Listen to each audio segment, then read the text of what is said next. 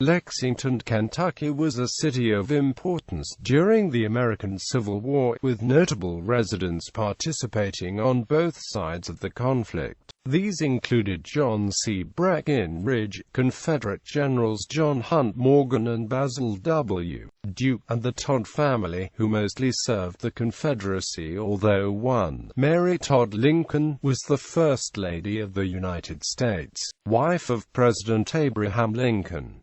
Prominent families. Among the well-known of Lexington's families were the Todds. Abraham Lincoln's wife Mary Todd Lincoln was born there on December 13, 1818. She left in 1839 from the family home to live with her sister in Springfield, Illinois, where she would meet Abraham Lincoln in 1842. She went back to Lexington in 1847 to introduce her family to Lincoln on the way to Washington, D.C., for Lincoln's one term as congressman.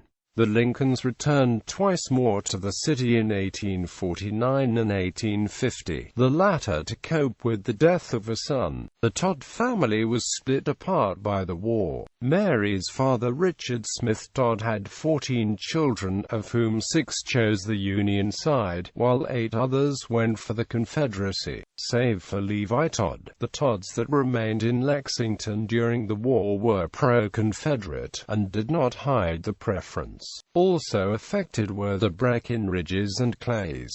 Robert J. Breckinridge was called the strongest and sturdiest champion of the Union south of the Ohio. However, his nephew John C. Breckinridge, Vice President of the United States under Lincoln's predecessor James Buchanan, 2 of his sons, and a son-in-law joined the Confederacy.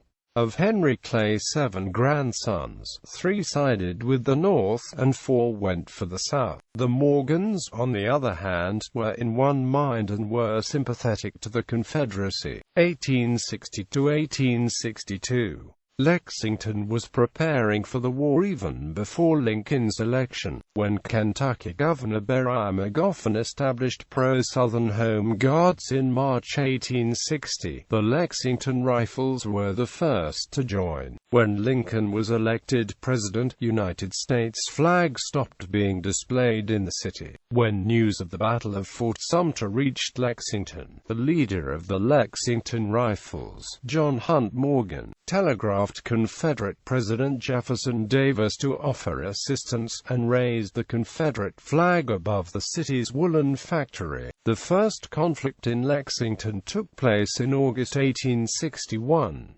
Union cavalry arrived in the city on August 21, numbering 200. Lexington Home Guard with Confederate sympathies quickly arrived on the scene. Former United States Vice President John C. Breckinridge, a resident of the city, negotiated between the Union cavalry and Confederate Home Guard, allowing the cavalry to safely depart the city. On September 19, a strong Union force returned the city, with orders to disarm the Home Guard. Then Captain John Hunt Morgan led Confederate sympathizers from the city to rendezvous with other Confederates by the Green River. The Union force would make the city a stronghold, and established a prison and hospital in the town. The Confederates would return to the city following the Battle of Richmond. On September 2, 1862, Major General Edmund Kirby Smith led 11,000 Confederate soldiers into the city. Discovering that Union forces had destroyed their government stores before skedaddling from the city, the residents of Lexington cheered the boys in gray, prompting Smith to cable the Confederate government, saying, "They have proven to us that the heart of Kentucky is with the South in this struggle." Following the Battle of Perryville, the Confederates left the city on October 8, with Union forces returning on October 16. However, on October 18, Morgan had returned to Lexington and captured Union Major Charles B. Seidel at Ashland, the former home of Henry Clay. Morgan re-equipped his men, destroyed the military supplies of the city, and left. However, during the short firefight, the Confederates had managed to fire on other Confederates, causing John Hunt Morgan's brother Wash to be mortally wounded. Wash Morgan was taken to the Morgan family home of Hope to die. 1863 to 1865. In the first 3 months of 1863, war refugees sympathetic to the Union arrived in the city. These mostly consisted of whites from eastern Tennessee and escaped slaves. Morgan made his last return to the city on June 8, 1864. Having lost his better soldiers in the previous year's Morgan's raid, these men proceeded to loot the city.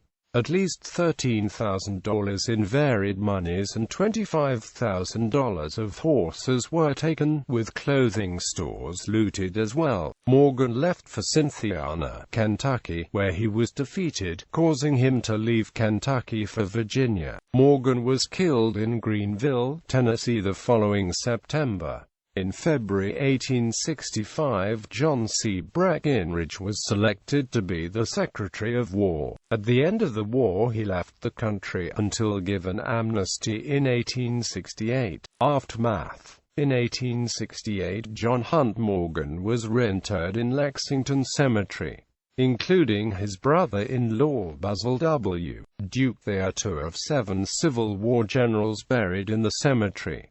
There are 4 monuments to the Confederacy located in Lexington. 2 are by the old courthouse, the John Hunt Morgan Memorial and the John C. Breckinridge Memorial.